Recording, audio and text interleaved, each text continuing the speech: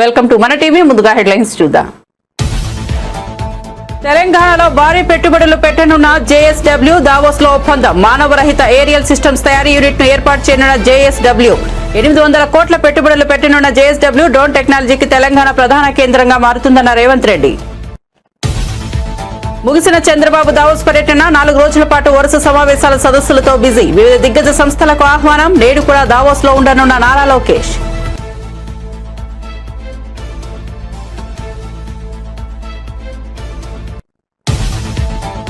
అధికారుల వల్ల చెడ్డ పేరు వస్తోంది, ప్రజల మధ్య తిరగలేకపోతున్నామన్న దానం నాగేందర్. ఆపరేషన్ రూప్ పేరుతో ఫుట్పాత్లపై అక్రమాలను తొలగిస్తున్న అధికారులు పేదల జీవనాధారాలను ధ్వంసం చేస్తున్నారని మండిపాటు.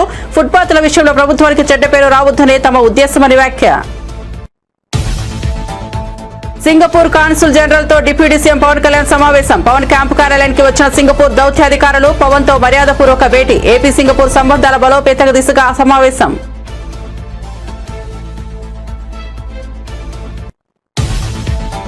ఎవరు వద్దన్న చంద్రబాబు తర్వాత నారా లోకేష్ నాయకుడన్న అచ్చెన్నాయుడు. ప్రజాసేవ చేయాలని లోకేష్ రాజకీయాల్లోకి వచ్చారన్న అచ్చెన్నాయుడు. పంచాయతీరాజ్ మంత్రిగా లోకేష్ చరిత్ర సృష్టించారని ప్రశంస. 27,000 కిలోమీటర్ల సిమెంట్లు రోడ్లు వేశారని ప్రశంస.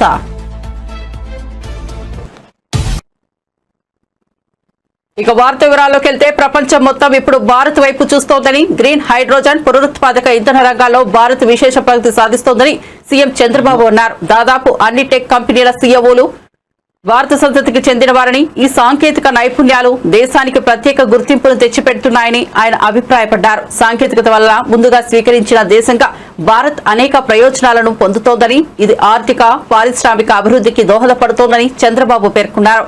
భారత యువత సాంకేతికతను వినియోగించి ప్రపంచవ్యాప్తంగా ప్రభావాన్ని చూపుతుందని ఆయన విశ్వాసం వ్యక్తం చేశారు. భారత్ భవిష్యత్తు మరింత వెలుగుతుందనే విశ్వాసాన్ని చంద్రబాబు వ్యక్తం చేశారు. Told that you are a veteran in Davos and it's known. You are also a veteran in technology. So what kind of technology we are taking from Davos? Because India is already public digital infrastructure with other wonders like UPI, etc. are big. So what kind of technology we are taking from Davos? No, we are very happy. First time I am seeing Team India in one place. We are all talking in one voice. I have come so many times. As a matter of fact, I am the senior most to come to Davos. That is first time 1997. At that time, only once in a way, some ministers or the central minister, 1 or 2 finance ministers, they used to visit. From then onwards, competition has started. All chief ministers, central ministers, all of us used to visit Davos, but less recognition. I'm appealing all Indians. This is the first time I'm seeing well received by Davos and also well recognized Indian delegation. Everywhere Indian presence. India is moving very fast. Even Bloomberg Analytics 2028 incremental GDP growth. India will be number 1. From then onwards, unstoppable. We will grow fastest growth rate.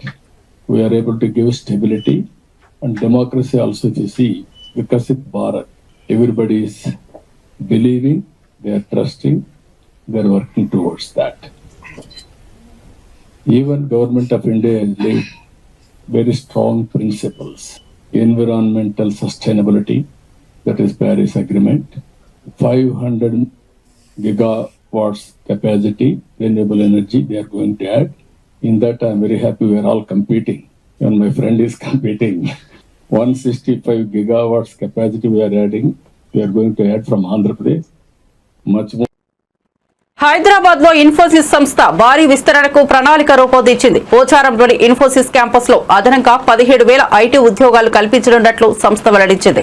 Davos లో జరిగిన ప్రపంచ ఆర్థిక వేదిక వార్షిక సదస్సులో ఈ విషయాన్ని మంత్రి శ్రీధర్ బాబు వెల్లడించారు. ఈ సందర్భంగా మంత్రి మాట్లాడుతూ రాష్ట్ర ఆర్థిక వ్యవస్థను వృద్ధి చేసే లక్ష్యంతో అన్ని రంగాల్లో ప్రముఖ సంస్థలకు ప్రభుత్వం పూర్తి మద్దతు అందిస్తోందని తెలిపారు. ఇన్ఫోసిస్ విస్తరణతో ఐటీ రంగం మరింత బలోపేతం కావడంతో పాటు యువతకు కొన్ని అవకాశాలు లభిస్తాయని పేర్కొన్నారు. హైదరాబాద్ ఐటీ హబ్ గా మరింత అభివృద్ధి చెందుతుందనే నమ్మకాన్ని మంత్రి వ్యక్తం చేశారు.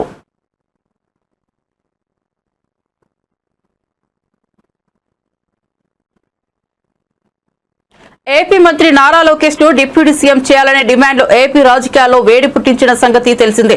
ఈ అంశంపై మంత్రి అచ్చెన్నాయుడు మాట్లాడుతూ డిప్యూటీ సీఎం అంశంపై నిర్ణయం ఎవరు వ్యక్తిగతంగా తీసుకునేది కాదని చెప్పారు. పదవులైనా ఎలాంటి నిర్ణయాలైనా కూటమిలోని 3 పార్టీల పెద్దలు చర్చించుకుని నిర్ణయం తీసుకుంటారని, ఇందులో వ్యక్తిగత అభిప్రాయాలకు తావు లేదని అన్నారు. విశాఖలో లోకేష్ జన్మదిన వేడుకలు ఘనంగా జరిగాయి. ఈ వేడుకల్లో ముఖ్య అతిథిగా పాల్గొన్న అచ్చెన్నాయుడు ఈ వ్యాఖ్యలు చేశారు. ప్రజలకు సేవ చేయాలని రాజకీయాల్లోకి లోకేష్ వచ్చారని అచ్చెన్నాయుడు కితాబిచ్చారు. పంచాయతీరాజ్ శాఖ మంత్రిగా లోకేష్ చరిత్ర సృష్టించారని, 27,000 కిలోమీటర్ల సిమెంట్ రోడ్లు వేశారని, ప్రతి కరెంటు స్తంభానికి లైట్లు ఏర్పాటు చేసి వెలుగులు నింపారని, ఎన్టీఆర్ సుజల స్రవంతి ద్వారా తాగునీరు అందించారని ప్రశంసించారు. ఎవరు వద్దన్నా కాదన్నా టీడీపీకి చంద్రబాబు తర్వాత నాయకుడు నారా లోకేషేనని అన్నారు. తెలుగుదేశం పార్టీకి చంద్రబాబు నాయుడు గారు తరువాత నాయకులు లోకేష్ బాబు గారు. చిన్న పిల్లల్ని పడుకొని లేపడిగినా, ఎవరిని మీరు కొట్టడిగినా సరే చంద్రబాబు నాయుడు గారి తరపున ఈ రాష్ట్రానికి తెలుగుదేశం పార్టీ నాయకులు ఎవరంటే కళ్ళు మూసుకొని అర్ధరాత్రి లేపినా చిన్న పిల్లవాడికి అడిగినా చెప్పిన పేరు లోకేష్ బాబు గారు. ఇక దాని గురించి మనం వివాదం చేయవలసిన అవసరం కూడా లేదు. ఇది ప్రతి ఒక్కరు గమనించాలి. ఇప్పుడు పదవులైనా నిర్ణయాలైనా ఏ విషయమైనా కూటమిలో ఉన్నాం. ఏదైనా కూటమి పెద్దలు నిర్ణయం చేసింది అమలు చేయాలి తప్ప నేను వ్యక్తిగతంగా మాట్లాడడం, ఇంకొకరు వ్యక్తిగతంగా మాట్లాడడం అది మంచి విధానం కాదు. ఇది అందరం కూడా పాటించవలసిన అవసరం ఉంది, పాటిస్తున్నాం కూడా. ఎవరు వద్దన్నా తెలుగుదేశం పార్టీకి చంద్రబాబు నాయుడు గారు తరువాత నాయకులు లోకేష్ బాబు గారు. AP deputy CM Pawan Kalyan Singapore దౌత్యాధికారులతో సమావేశమయ్యారు. Singapore consul general Edgar Pang, Singapore consul Vaishnavi Vasudevan ఉదయం క్యాంపు కార్యాలయానికి వచ్చారు. పవన్ తో మర్యాదపూర్వకంగా భేటీ అయ్యారు. ఈ సమావేశంలో ఇరు దేశాల మధ్య స్నేహపూర్వక సంబంధాలు, ప్రజల సహకార, సంయుక్త అభివృద్ధి తదితర అంశాలపై చర్చించారు. ఈ భేటీపై సింగపూర్ దౌత్య కార్యాలయం కూడా ఓ ప్రకటన విడుదల చేసింది. విజయవాడలో ఘనమైన ఆతిథ్యం ఇచ్చినందుకు ఏపీ ఉప ముఖ్యమంత్రి పవన్ కళ్యాణ్ కు కృతజ్ఞతలు తెలుపుకుంటున్నామని పేర్కొంది. సింగపూర్ ఆంధ్రప్రదేశ్ మధ్య సుదీర్ఘ మైత్రి ఉందని వెల్లడించింది. ఏపీ సింగపూర్ సంబంధాల బలోపేతం దిశగా ఈ సమావేశం జరగడం అభినందనీయమని Singapore consul general Edgar Pang పేర్కొన్నారు. కరీంనగర్ జిల్లా జమ్మికుంట మండలం సైదాబాద్ గ్రామంలో పథకాలు అందడం లేదని గ్రామస్తులు ఆందోళన వ్యక్తం చేశారు. ఈ సందర్భంలో బీఆర్ఎస్ ఎమ్మెల్యే పాడి కౌశిక్ రెడ్డి గ్రామస్తులతో కలిసి నిరసనలో పాల్గొన్నారు. గ్రామస్తుల సమస్యలను పరిశీలించి వాటి పరిష్కారానికి అధికారులు తగిన చర్యలు తీసుకోవాలని ఆయన ఆదేశించారు. ప్రజా సమస్యలపై ప్రభుత్వం సత్వర స్పందన వ్యక్తం చేయాలని, పథకాలు ప్రతి ఇంటికి చేరాల్సిందేనని కౌశిక్ రెడ్డి అన్నారు.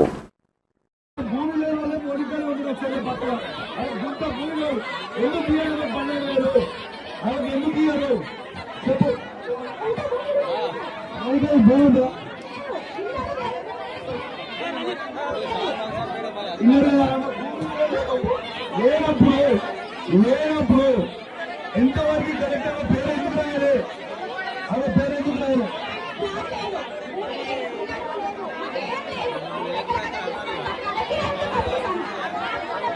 పేరేందక్క అర్హత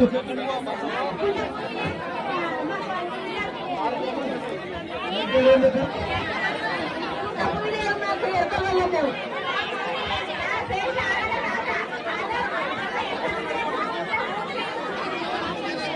ఇప్పుడు మీరు ఇస్తారా? అయ్యారా జవాబు చెప్పాలి. మీరు ఇప్పుడు అధికారులు ప్రభుత్వం తరఫు నుంచి మీరు జవాబు చెప్పిపోయారు. మీరు మాకు ఇస్తారా? అయ్యారా? ఇప్పుడు వాళ్ళకి 12,000 ఎందుకు ఇయ్యారు? వాళ్ళ ఎవరికి గుంట భూమిలో ఎందుకు ఇయ్యారు? గుంట భూమి లేదు, వాళ్ళకి ఇల్లు లేవు, ఎందుకు ఇయ్యారు? ఎందుకు ఇయ్యారో జవాబు చెప్పరా? అడుగుతారు, పోలీసు వాళ్ళని పెట్టి కొట్టిస్తారు, లేకుంటే కేసులు పెడుతున్నారు, లేకుంటే జైలు పెడుతున్నారు. ప్రకాశం జిల్లాలో ఓ మహిళ దొంగతనాలకు పాల్పడి అరెస్టు కావడం కలకలం రేపింది. ఈ మహిళ ఒంటరి మహిళలు, వృద్ధులను లక్ష్యంగా చేసుకుని మత్తుమందు ఉపయోగించి వారి వద్ద విలువైన వస్తువులను దోచుకుంటుందని పోలీసులు తెలిపారు. ఈ మహిళ తన కోరికను నెరవేర్చుకునేందుకు సన్నాహాలు చేస్తూ ఒంటరిగా ఉన్న వృద్ధులు, మహిళలతో స్నేహంగా ఉండాలని ప్రయత్నించింది. మచ్చిక కలిగిన తరువాత ఆమె ఆహార పదార్థాల్లో మత్తుమందు కలిపి వారిని స్పృహ తప్పించి వారి వద్ద ఉన్న నగదు తీసుకునేది. ఈ దొంగతనాల వెనుక మహిళ ఒంటరిగా ఉన్నప్పుడు తన లక్ష్యాలను ఎలా గుర్తించేది, వాటిని ఎలా అమలుపరిచేది అనే వివరాలు వెలుగులోకి వచ్చాయి. దర్యాప్తుల్లో ఆమె గతంలోనూ పలు ప్రాంతాల్లో ఇలాంటి చట్టవిరుద్ధ చర్యలకు పాల్పడినట్లు పోలీసులు వెల్లడించారు. ప్రజలు అప్రమత్తంగా ఉండాలని, నేరస్తుల పట్ల జాగ్రత్త వహించాలని పోలీసులు హెచ్చరించారు. ఒకవేళ అనుమానాస్పద వ్యక్తులు కనిపిస్తే వెంటనే పోలీసులకు సమాచారం ఇవ్వాలని సూచించారు. ప్రస్తుతం నిందితురాలపై కేసు నమోదు చేసి కోర్టుకు తరలించారు. కేసు డీటెయిల్స్ ఏంటంటే, గంధం సుజాత అలియాస్ ఎలిసమ్మ అనే ఆవిడ ఒంగోలు రూరల్లో ఉన్నటువంటి ఒక విలేజ్లో ఉంటారు. ఈవిడ 2013లో విజయవాడలో దొంగతనం కేసులో కూడా అరెస్ట్ కాబడింది. తర్వాత ఇక్కడ ఒంగోలులో ఉంటుంది. ఈవిడికి కొంత హెల్త్ ఇష్యూస్ వచ్చాయి. డాక్టర్ని అప్రోచ్ అయితే ఈమెకి కొన్ని ట్యాబ్లెట్స్ రాయటం, అన్ని మెడికల్ టెస్టులు చేసి కొన్ని ట్యాబ్లెట్స్ రాశారు. ఇంకొంచెం చిన్న దొంగతనాలు చేసే షాపుల్లో అలవాటు కూడా ఉంది. గోల్డ్ షాపుల్లో అక్కడ వెళ్ళి చేసే అలవాటు ఉంది. ఈ మధ్యలో హెల్త్ ఇష్యూస్ రావడం వల్ల ఈమెకి కొంత మత్తు వచ్చేటువంటి ట్యాబ్లెట్స్ కూడా ఈమెకి డాక్టర్స్ ప్రిస్క్రైబ్ చేయడం జరిగింది. సో ఈ వాడే క్రమంలో నిద్ర మాత్రలు ఈమె వేసుకోవడం వల్ల ఈ ట్యాబ్లెట్స్ వల్ల నిద్ర వస్తుందనేసి ఈమెకి బాగా ఐడియా ఉంది. కాబట్టి ఈ లోపల కొన్ని సీరియల్స్ చూసే అలవాటు కూడా ఉంది ఈవిడికి. ఈ సీరియల్ చూసే క్రమంలో ఈ నిద్ర మాత్రలు 2-3 వేస్తే బాగా మైకంగా ఉంటుంది, నిద్ర లేరు. దాదాపు ఒక 10 అవర్స్ 12 అవర్స్ అని చెప్పి ఈమె అవగాహన ఉంది. అలాగే ఈమె కూడా టెస్ట్ చేసుకుంది. ఆమె మీద ఆవిడ టెస్ట్ చేసుకుంది. ఒకసారి 2 మాత్రలు వేసుకొని ఎంతసేపు లేమని చూసింది. సో మార్నింగ్ ఈవినింగ్ వేసుకున్న 10 నిమిషాల్లో నిద్రలోకి జారుకోవడం, అలాగే దాదాపు ఒక 12-13 అవర్స్ మెలకువ రాకపోవడం. సో ఈ ట్యాబ్లెట్స్ని సెల్ఫ్గా ఈమె టెస్ట్ చేసుకుంది. ఇక్కడ నుంచి ఈవిడ ముఖ్యంగా ఒంటరి మహిళలు ఎవరుంటారో వీళ్ళని ఐడెంటిఫై చేసుకుంటుంది. ఈమె ఒంగోలు చుట్టుపక్కల ఉన్నటువంటి గ్రామాల్లో, ఈ యొక్క కాలనీస్లో ఈమెకి దూర బంధువులు కానీ ఫ్రెండ్స్ కానీ ఎవరిని ఉంటే వాళ్ళ ఇళ్ళకి వెళ్తుంది.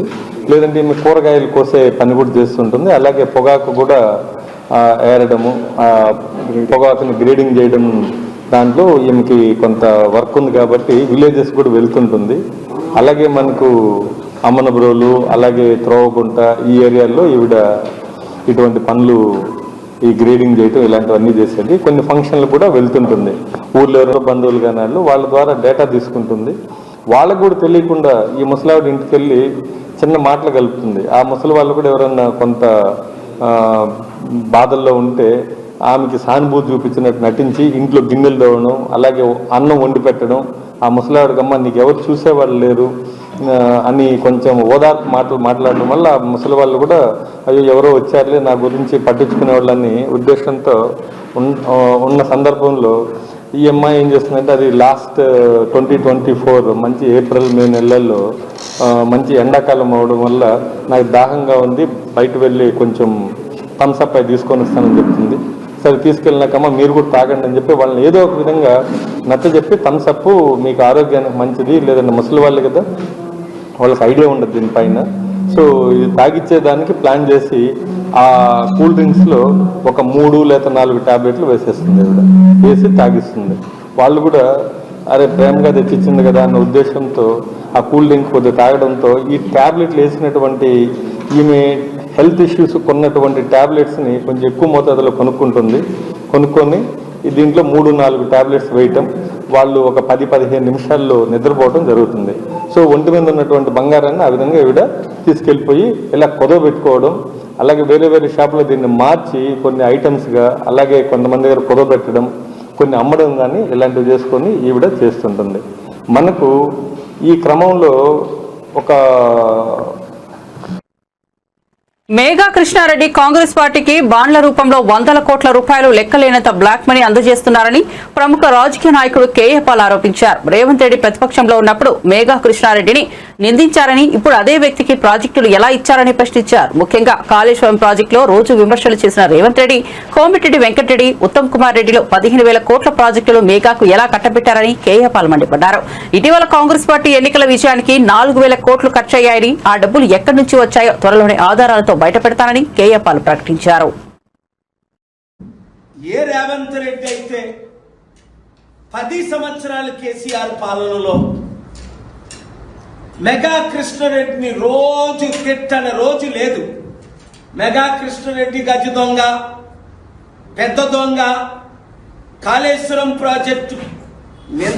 ఈ మధ్యన కూడా కోమటిరెడ్డి వెంకటరెడ్డి ఏమన్నాడు, ఇది కాళేశ్వరం కాదు ఇది కూలేశ్వరం అన్నాడు. ఉత్తమ్ కుమార్ రెడ్డి ఏమన్నాడు, కాళేశ్వరం మేము మూసేసామన్నాడు. ఓకే, మరి అలాంటి కాళేశ్వరం మెగా కృష్ణారెడ్డికి 15,000 కోట్ల ప్రాజెక్టు, 3 ప్రాజెక్టులు రేవంత్ రెడ్డి నిన్న ఎందుకు కాంట్రాక్ట్ సైన్ చేశాడు? 1,10,000 కోట్ల అవినీతి జరిగింది, 48,000 కోట్లు కనిపించట్లేదు. తెలంగాణ ప్రజలకు 2 లక్షల కోట్లు అవినీతి అన్న ఈ రేవంత్ రెడ్డి ఇప్పుడు మెగా కృష్ణారెడ్డికి ఎందుకు ఇచ్చాడు అంటే క్లియర్.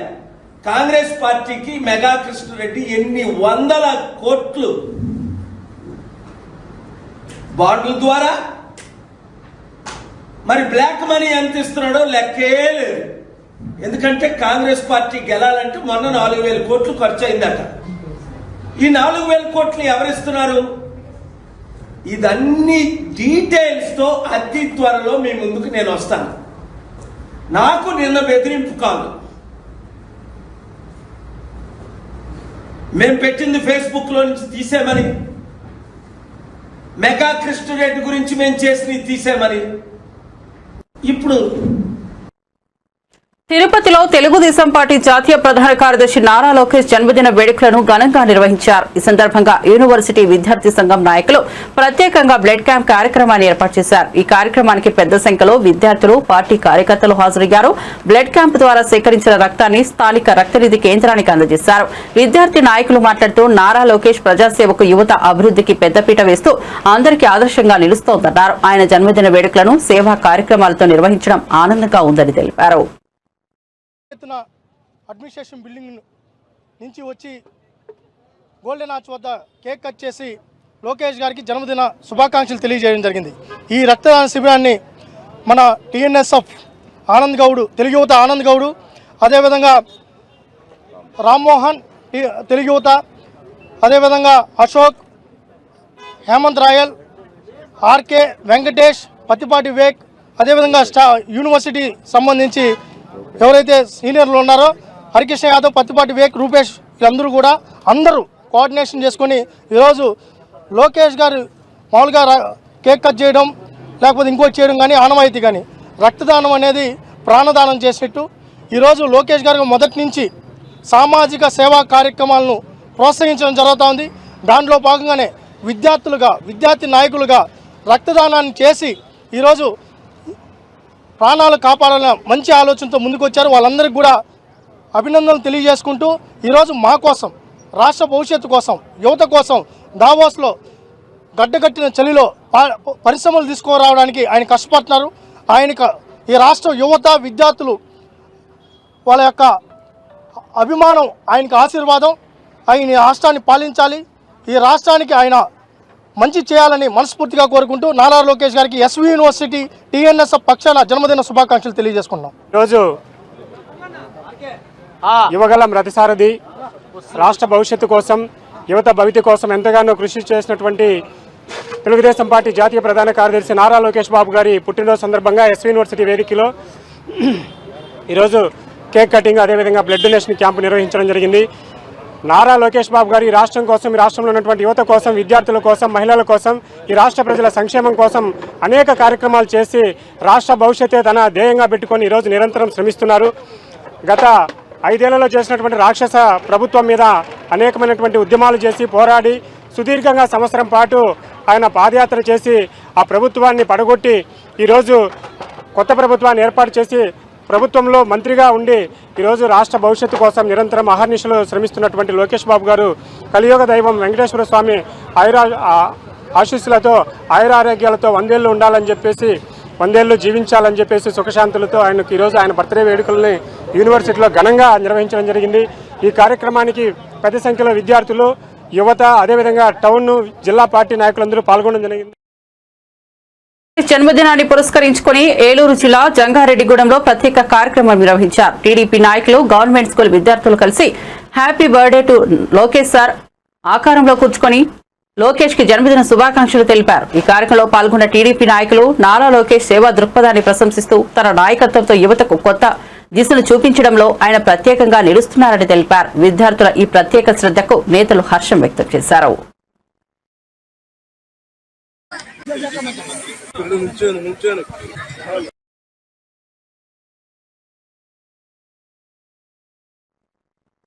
హైదరాబాద్ లో ఫుట్పాత్ ఆక్రమణల కూల్చివేతలపై ఎమ్మెల్యే దానం నాగేందర్ ఆగ్రహం వ్యక్తం చేశారు. ఎలాంటి నోటీసులు ఇవ్వకుండా జీహెచ్ఎంసీ అధికారులు కూల్చివేతలకు పాల్పడుతున్నారని మండిపడ్డారు. పేదల జీవనాధారాలను ధ్వంసం చేస్తున్నారని అన్నారు. అధికారులు చేస్తున్న పనుల వల్ల ప్రభుత్వానికి చెడ్డ పేరు వస్తోందని, ప్రజల మధ్య తాము తిరగలేకపోతున్నామని దానం చెప్పారు. అధికారులు తామే సుప్రీం అనుకుంటున్నారని, వారికి పూర్తి అధికారులు ఇస్తే ప్రభుత్వాలకు మనుగడ ఉండదని అన్నారు. కూల్చివేతలు మొదలు పెట్టాలంటే ఓల్డ్ సిటీ నుంచి మొదలు పెట్టాలని చెప్పారు.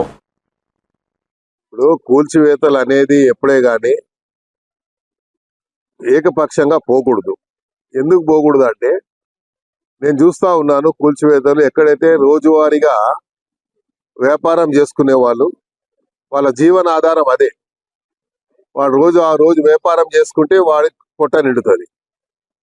అలాంటి వాళ్ళని ఇబ్బంది పెడితే, అలాంటి వాళ్ళ శాపనార్థాలు మనకు మంచిది కాదు.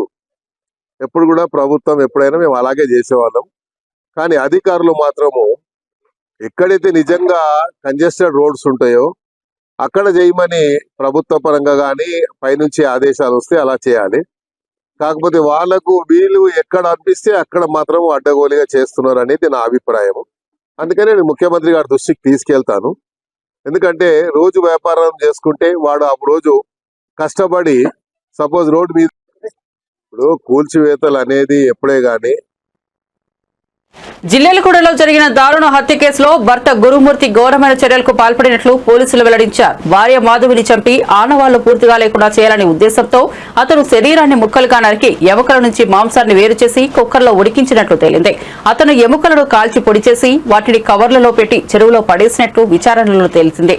హత్యకు ముందు ప్రాక్టీస్ కోసం ఓ కుక్కర్ను చంపినట్లు సమాచారం బయటపడింది. ఈ సంఘటన స్థానికులను దిగ్భ్రాంతికి గురిచేసింది. పోలీసులు మరిన్ని ఆధారాలు సేకరిస్తూ కేసును విచారిస్తున్నారు. ఈ ఘటన హృదయ విదారకరమని ప్రజలు తమ ఆవేదన వ్యక్తం చేశారు. తేదీ 18/1/2025 నాడు సుబ్బమ్మ, భర్త పేరు వెంకటరమణ అనే మహిళ ఫిర్యాదురాలు పోలీస్ స్టేషన్కి వచ్చి ఫిర్యాదు ఇవ్వడం జరిగింది. ఆమెకి 3 కుమార్తెలు సంతానము. పెద్ద కుమార్తె అయిన మాధవిని సుమారు 13 సంవత్సరాల క్రితము గురుమూర్తి అనే వ్యక్తికి ఇచ్చి మ్యారేజ్ చేయడం జరిగింది. వీళ్ళిద్దరిది కూడా ప్రకాశం డిస్టిక్. గురుమూర్తి అనే వ్యక్తి ఆర్మీలో పనిచేసి రిటైర్ అయి ప్రస్తుతం కంచన్బాగులో సెక్యూరిటీ గార్డ్గా పనిచేస్తుండ్రు. గత 5 సంవత్సరాలుగా మన వెంకటేశ్వర కాలనీ జిల్లెలగూడలో ఉంటుండ్రు. ఉన్న తర్వాత ఫిర్యాదు ఇచ్చిన సుబ్బమ్మ దాంట్లో ఇచ్చిన కంప్లైంట్ ఏందనగా 16వ తారీఖు ఈ నెల జనవరి 16వ తారీఖు తన కుమార్తె మాధవికి, అల్లుడికి గురుమూర్తికి ఇద్దరికి చిన్నపాటి గొడవ జరిగిందని, ఆ గొడవ జరిగితే మధ్యాహ్నం 12 o'clock ఆ సమయంలో ఈ మాధవి ఇంటి నుంచి వెళ్ళిపోయిందని చెప్పి ఫిర్యాదు ఇవ్వగా ఆమె ఫిర్యాదు మేరకు కేసు నమోదు చేయడం జరిగింది. అటు కేసు నెంబరు 81/2025. అటు కేసు విచారణలో ఉంది, దర్యాప్తు చేస్తున్నాము. తేదీ 18/1/2025. నేతాజీ సుభాష్ చంద్రబోస్ జయంతి సందర్భంగా దేశం మొత్తం ఆయన సేవలను గౌరవంగా స్మరించుకుంటోందని ప్రధాని నరేంద్ర మోదీ అన్నారు. ఈ సందర్భంగా ఆయన నేతాజీకి నమస్కారం తెలియజేస్తూ ఈ ఏడాది నేతాజీ జన్మస్థలంలో ఆయన జయంతి వేడుకలను జరుపుకోవడం గర్వకారణమని అభిప్రాయపడ్డారు. నేతాజీ విశిష్టతను గుర్తించి ఒడిశా ప్రభుత్వం ఈ జయంతి వేడుకలను ప్రత్యేకంగా నిర్వహించడం ప్రశంసనీయమని ప్రధాని మోదీ అభినందనలు తెలిపారు.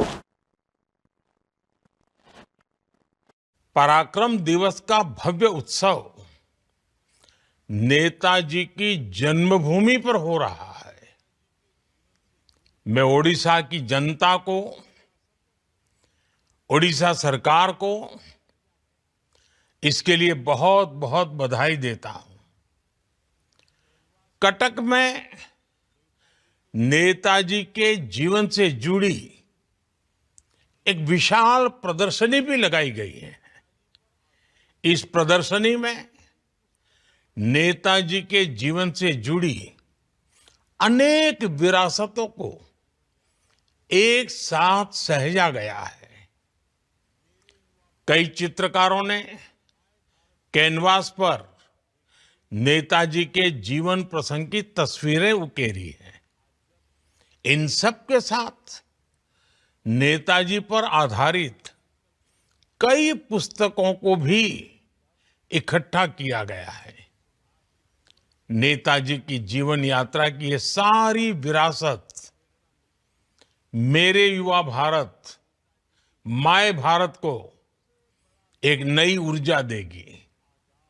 साथियों, आज जब हमारा देश विकसित भारत के संकल्प की सिद्धि में जुटा है, तब नेताजी सुभाष के जीवन से हमें निरंतर प्रेरणा मिलती है। नेताजी के जीवन का सबसे बड़ा लक्ष्य था आजाद हिंद।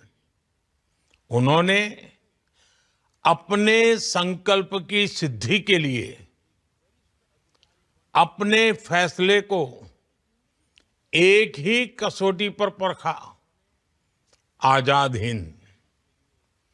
नेताजी एक समृद्ध परिवार में जन्मे। उन्होंने सिविल सर्विसेज की परीक्षा पास की।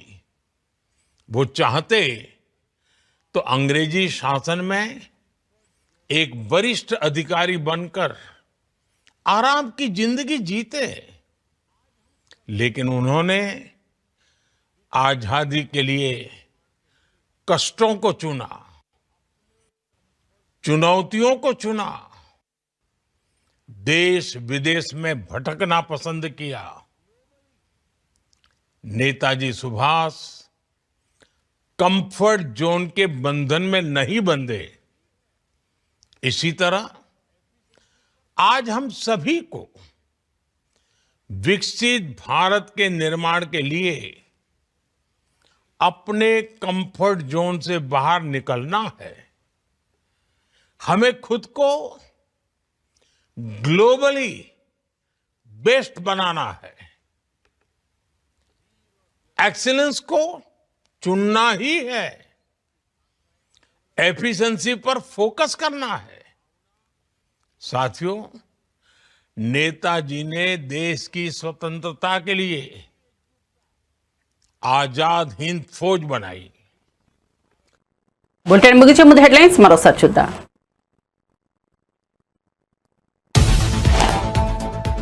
తెలంగాణలో భారీ పెట్టుబడులు పెట్టనున్న జేఎస్డబ్ల్యూ దావోస్ లో ఒప్పందం. మానవరహిత ఏరియల్ సిస్టమ్స్ తయారీ యూనిట్ ఏర్పాటు చేయనున్న జేఎస్డబ్ల్యూ. 800 కోట్ల పెట్టుబడులు పెట్టనున్న జేఎస్డబ్ల్యూ డ్రోన్ టెక్నాలజీకి తెలంగాణ ప్రధాన కేంద్రంగా మారుతుందన్న రేవంత్ రెడ్డి. ముగిసిన చంద్రబాబు దావోస్ పర్యటన 4 రోజుల పాటు వరుస సమావేశాలు, సదస్సులతో బిజీ. వివిధ దిగ్గజ సంస్థలకు ఆహ్వానం. నేడు కూడా దావోస్ లో ఉండనున్న Nara Lokesh.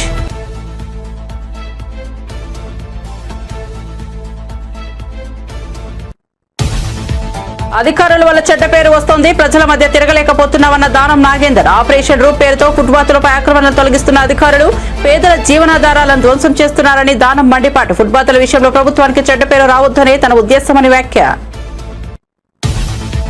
Singapore consul general తో డిప్యూటీ సీఎం పవన్ కళ్యాణ్ సమావేశం. పవన్ క్యాంపు కార్యాలయానికి వచ్చిన సింగపూర్ దౌత్యాధికారులు పవన్ తో మర్యాదపూర్వక భేటీ. ఏపీ సింగపూర్ సంబంధాల బలోపేతంగా దిశగా సమావేశం.